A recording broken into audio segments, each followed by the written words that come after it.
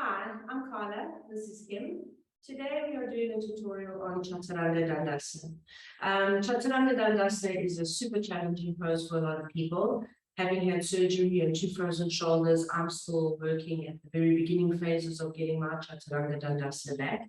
And Kim has kindly volunteered to allow me to torture her so that I can show you a few different options when building into your Chaturanga Dandasana. If you're interested in learning how to do the sun salutations, the classic sun salutation does involve a lot of Chaturanga Dandasana. So you maybe will build up to it by doing some very basic warm-up movements, which I suggest you do before you practice a Chaturanga session anyway. And we will show those easy warm-ups and also how to build your Chaturanga. So we'll come to Adho Mukha Virasana first.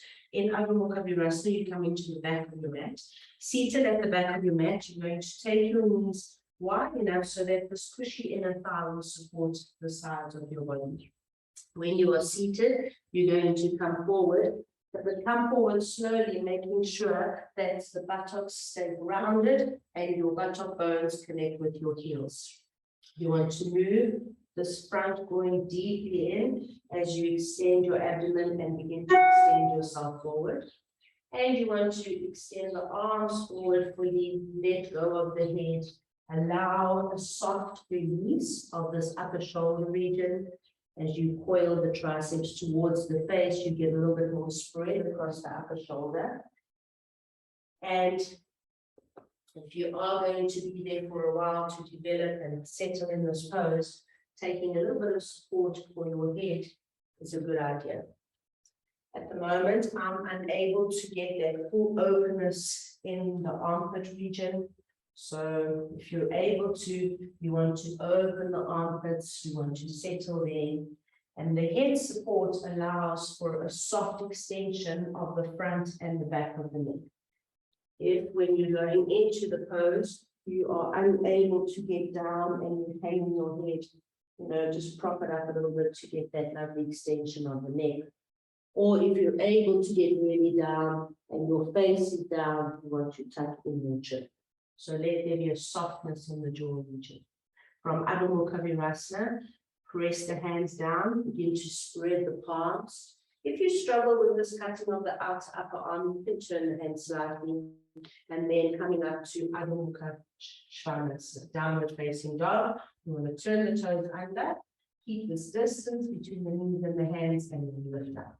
As you lift up, again, if you're going to stay in this pose, you would use head support. As you exhale, you try to press the spine into the body and move the chest towards the legs. When you're doing your first Adho Mukha Svanasana, don't push it. Don't open the back of the knees too dramatically. If you need to bend them slightly, do get that full extension of the sides of the body. And listen to your body. When you've had enough, you take your knees to the floor, you come back to Adho Mukha Virasana. If you're nursing an injury, you do only as much as you feel you comfortably can move into. Then when you're ready, you release back to Adho Mukha Virasana, knees wide into the floor, buttocks to the heels, and settle there for a moment. And then you can walk your hands back towards your knees. So in my Adho Mukha Virasana at the moment, as I said, if you're unable to get that openness, a nice option for you might be to do it against the wall, because then you're working on opening up the armpits without the weight bearing. So if you're working on mobility, this is a good option for you. And if you're working already on strength, then coming into these poses. Now we're going to come toes to the back of your mat, knees wide. So you're going to turn around. Here. And we're coming to Adho Mukha Virasana again. So from Adho Mukha Virasana, get that extension through the sides of the body. We're going straight into Adho Mukha Svanasana. So in Adho Mukha Virasana, you want to work the arms, prepare them, and go to Adho Mukha Svanasana. Find your Adho Mukha Svanasana length. Try to maintain this openness in the armpit, as well as that release of the top shoulder. Here, the head just hangs. From here, pressing into the hands, we want to firm up this elbow joint and keep the muscles of the arm wrapping to the bone. Swing forward, keeping the legs strong. Bring the buttocks down and the shoulders over the wrists. Here, to keep this long plank shape, you want to employ the abdomen. So as you exhale, get the abdomen to, and then just be confident that you're looking up, opening across the chest, and try to bring wideness into this upper back. And you're ready, again on an exhalation, strong limbs, abdomen working. You want to lift from the root of the thigh and come back to Adho Mukha Svanasana. In Adho Mukha Svanasana, stay here, hold. Wanting to keep the forearms lifted and at the same time keep the shoulder blades in. And then release in Adho Mukha Svanasana. So from the plank position, the idea is that you're going to descend into Chaturanga Dandasana. And for a lot of people, there's different things that happen. So if you want to show what happens with yours, Kim. So coming from plank position, when you're coming to Chaturanga Dandasana, you keep the elbows in, and then it's just that last bit of trust and strength to get the chest down. So you'll release your knees to the floor, and then just help yourself down to the floor. Just let yourself sink to the floor. So for a lot of people, there's that resistance to let the chest go. It can be from strength, it can be from fear, it can be a whole bunch of things. For me, at the moment, my Chaturanga Dandasana, I am struggling with keeping with the strength. So to go into a full Chaturanga, I end up stuck here because I just don't have the strength to come down. And there's ways to work around it. So one of the ways to develop strength is to find yourself a wall and start reasonably close to the wall. You want to keep the buttock flesh down and keep that lift of the abdomen, the same as you did in your actual plank on the floor. And from here, you're just going to bend your elbows and get closer and closer to the wall. Keep the legs strong, keep the abdomen strong, and then the strength comes in pushing yourself away. So pressing into the hands, push the wall away from you, and yeah, that's how you just keep practicing. This external rotation, I also struggle with, especially with the frozen shoulder, it's stuck. So you have to maintain that external rotation. So do what you can, just be mindful of that. When you push away, empty the abdomen, push the abdomen and the thighs back. So it's quite important that you practice these regularly, listen to your body. And yet, when that becomes easy, you're going to start stepping away, keep your feet distance apart. Keep the buttocks in, abdomen strong, with the hands in line with the shoulders again. You're going to come down with control, keeping the elbows in line with the shoulders, neck long, breathe, hold, feel the strength in your legs, abdomen back. And then when you start, before you start to tire, push yourself away slowly. And then if that becomes easier, you move down again. And then you've got to be careful that you get to a point where you're not going to slip down the wall. So find stable furniture, find the staircase, and just start lowering yourself. A good tool is with the chair. So Kim is quite slender. A chair should do fine. So hands on the edge of the chair. Don't have you want your fingers away from the chair so that it should fold. It's not going to clip your fingers.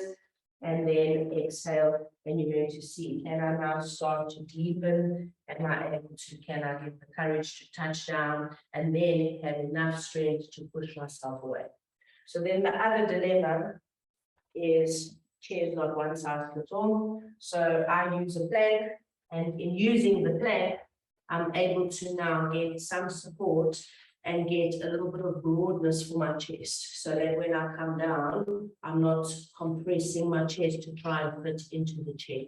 So plank with the non-slip grip is a good idea. So practice with the chair, and then once you're ready, we're going to start working towards Chaturanga from the floor. I find it easier to come from plank into Chaturanga. Some people prefer to come from the floor up. and that is the classic. So for the classic, you're going to lie on the floor, lie lengthways. And there's a few things you can do. Get your toes on the mat. In terms of Bhujangasana, the cobra, that helps you get upper body strength. In Bhujangasana, you keep the elbows in, keep the elbows pointing towards the feet, and then pushing the floor away from you, lift the chest. So don't think so much I have to lift my chest, push the floor away from you. Breathe while you're here, and then when you're ready, you're going to exhale and slowly, keeping that broadness, keeping that alertness, exhale, and you'll come down. So Bhujangasana helps you if you're struggling with just with strength poses. Here, the next one, you're trying to get your upper arm parallel to the floor. So instead of lifting the head like Bhujangasana, you're going to exhale, press the floor away from you. Now here is where Kim starts to hang. So keep the shoulder in line with the elbow, stretch the neck forward, don't look down, lift the chest, broaden across the shoulder blades, across the top shoulder. Yes. And with this, you start to work strength. On an exhalation, you can see there's a lovely straight line. Exhale, come down. Allow the chest to come down. So you want that broadness. You can't let that upper back, that dorsal hump begin, right? So the next part, Chatur means 4, Anga is limbs. So those are the 2 limbs, how the arms work, and now the legs have to work. So digging the toes under, stretching to the heel. Can you find not just a grip and a strength in the knee, but the whole thigh muscle has to wrap. So you have to cling those muscles to the bone. Feel the strength in the legs. And when you're ready, you release. When you've had enough work there, you let go. And you rest. So don't tire yourself out because you do want to repeat these. The next one is to lift the abdomen off the floor. So that same length in the spine that you had in the plank position, you want to bring and puff out the lower back by lifting the abdomen. The abdomen has to lift that. So leave the legs, leave the chest, and just work the abdomen. Drop the knees to the floor. Let the legs rest. Keep the toes turned under. And now abdomen. Like I want to drive a train under her abdomen, and breathe. And then short little breath in, and with each exhalation, get that exhalation to hold that abdomen, and then release. And then Chaturanga is just synchronizing those movements as you lift yourself off the floor in a lovely, even straight line. And this is where a lot of people struggle. But you have to practice. Good job, Kim. And then get that little baby one, and then release, and then you'll try again and again. If you're unable to, notice which part of you struggles. Either you need to strengthen the arms, which we've done those exercises, you'll repeat those, or perhaps it's the hips that you're struggling with to lift. A nice way of working, if you want to lift up, Kim, is to take some straight, a strip of shoulder balance foam. If you don't have shoulder balance foam, use the bolster, use some sturdy folded blankets, and you want this pubic bone region on the support. And now with the support here, I'll put them a little bit off the mat for you. So make sure you are on the mat, please. That was me. So get more onto the support, please. So now with this bulk supported, work the legs, lift the chest, get that feeling of what Chaturanga feels like. And again, make sure that from the ear through the joints of the body, you've got a lovely strong line. And breathe here. And when you've had enough, release, come down, and let go. So it's a lovely way of working because it does give you at least the correct alignment. And then when you're ready to maybe lift the hips up, or perhaps take a little bit less height, start there and see with sharp exhalations, am I able to get that abdomen to lift the bulk of me up off the floor of that support? So just keep practicing and eventually it will come. Right, you're going to come out of that now. The other option is of a support is to take a strap. So if you worry about crashing your face into the floor, you're going to take your strap, a nice loop, as wide as you need for the chest to come through the elbow joint. Yeah. So from here, with me not having the strength yet, I generally am still working with my knees on the floor. And from here, as I come forward, I want to lift up off the strap and then exhale and come down. So because this hammock is going to catch me, I've got more confidence in going down. So you can do it any of these poses, keeping your knees on the floor. That's obviously an option. You'll have to adjust the strap accordingly. Make sure that the elbow fits neatly next to the body. So this is going to help keep that external rotation, which I'm struggling with.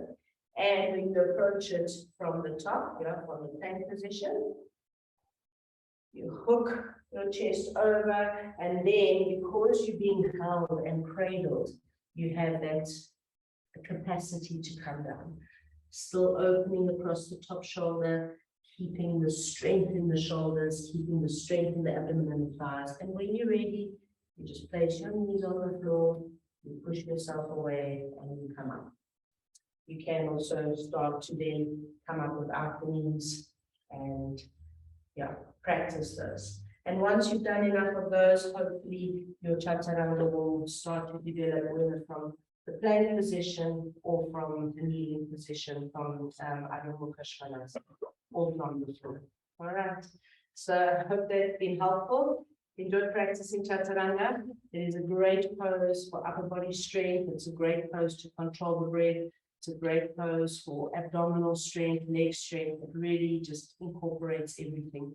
And it's important for sun salutations. So we'll see you next time. Thank you, Kim. Thanks, everyone.